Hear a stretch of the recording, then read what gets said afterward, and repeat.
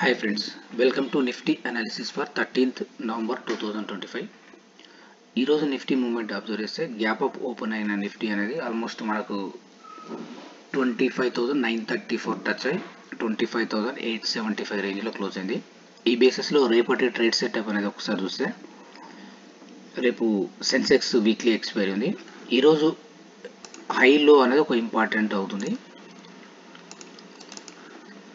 25,750 నుంచి 780 అనేది ఒక స్ట్రాంగ్ సపోర్ట్. అదేవిధంగా రెసిస్టెన్స్ చూస్తే ఈ రోజు హై ఏదైతుందో 25,935 నుంచి 950 అనేది ఒక రెసిస్టెన్స్ అవుతుంది.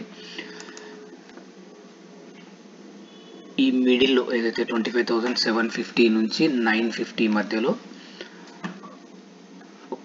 ఒక స్మాలర్ టైం ఫ్రేమ్లో ట్రేడ్ సెటప్ అనేది ఒకసారి చూస్తే మనకు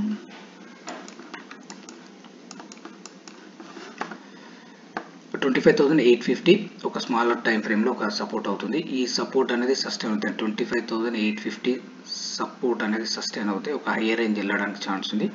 అది 25,935 నుంచి 950 లెవెల్ అనేది టచ్ అవుతుంది.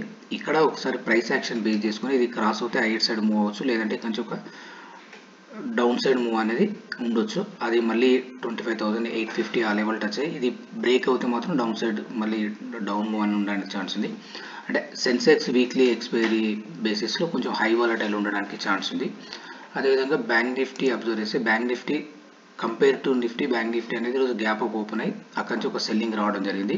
వేరేస్ నిఫ్టీ అనేది గ్యాప్ అప్ ఓపెన్ అయ్యి అక్కడి నుంచి హైయర్ సైడ్ మూవ్ అయింది.